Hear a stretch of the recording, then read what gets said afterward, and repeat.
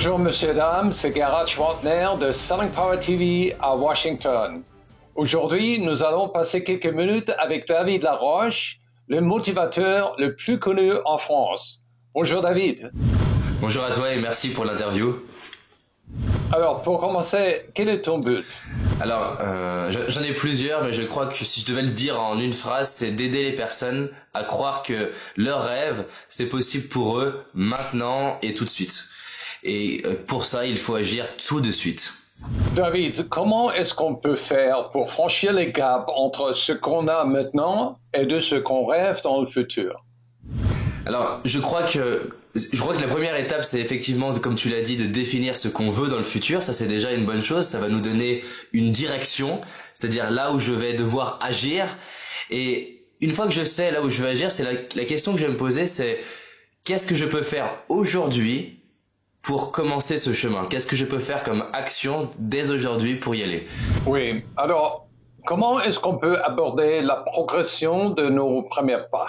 Voilà, le premier pas. Alors, le premier pas, il doit être suffisamment grand pour que ça crée un peu de stress en moi, mais suffisamment petit pour que ça soit facile à faire. Et l'idée, c'est d'être à la moitié, au milieu entre la zone d'inconfort et la zone de confort, pour arriver à créer du confort dans sa vie, créer de l'inconfort dans sa vie de façon confortable.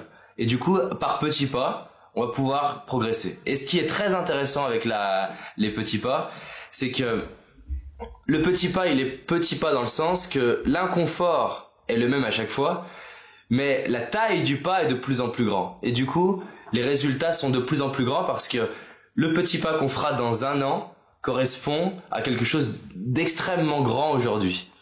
Est-ce que c'est difficile de faire le premier pas si on n'a pas du tout confiance? Alors je dirais que c'est difficile de faire un petit pas si ça n'est pas un petit pas.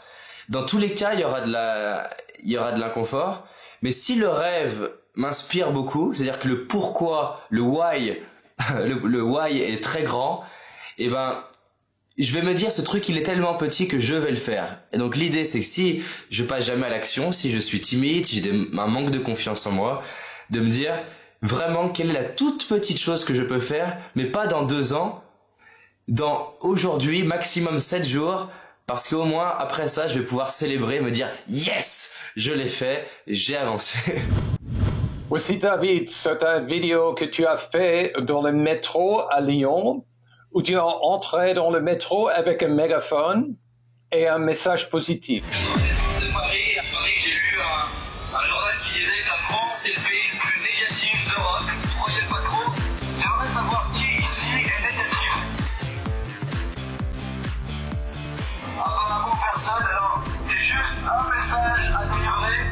Si quand vous avez eu un objectif, un rêve ou quoi que ce soit, vous auriez aimé que quelqu'un vous dise je crois en toi, vas-y fonce, j'ai pas de nouvelles. Quel était ton objectif? En fait, mon objectif, c'était de toucher des personnes qui ne sont pas touchées par les livres du développement personnel et partager un message qui est tout simple, qui est de dire on a tous des rêves, we had a dream, et c'est une bonne chose de dire aux autres et d'encourager les autres à réaliser les leurs.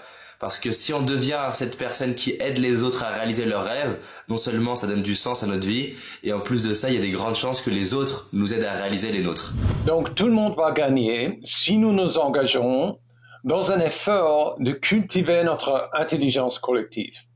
Alors, quels étaient les résultats dans le métro pour toi? Alors le résultat déjà, ça a été beaucoup de plaisir pendant et après, beaucoup de peur avant. Et le résultat, c'est que il y a beaucoup de gens qui en ont parlé et je pense que ça a changé les discussions de café. Quel est ton plan pour cette année? Mon plan pour cette année, c'est de faire des conférences dans plusieurs villes en France. Ça, c'est la première chose. La deuxième chose, c'est de faire un événement avec 2500 personnes dans le sud de la France, à Aix-en-Provence. La troisième chose, c'est de partir 1 mois là aux États-Unis pour rencontrer des personnes qui m'inspirent dans différents univers, différents fields.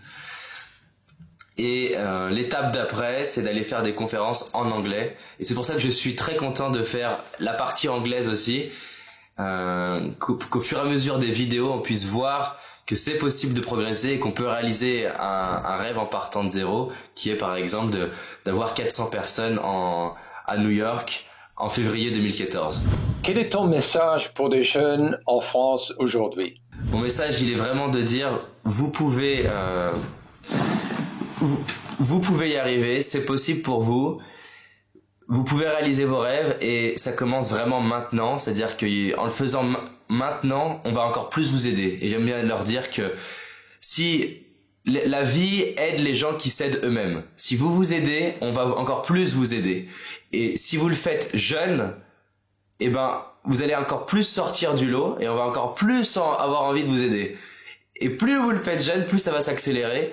Et vraiment faites-le parce que vous avez l'opportunité de transformer la jeunesse en avantage et c'est incroyable. Je voudrais suggérer un nouveau nom pour toi, David Courage. David Courage. Voilà. Je vais t'inviter à faire une présentation à notre Sales 2.0 Conference à Boston au mois de juillet. Merci David. Merci à toi.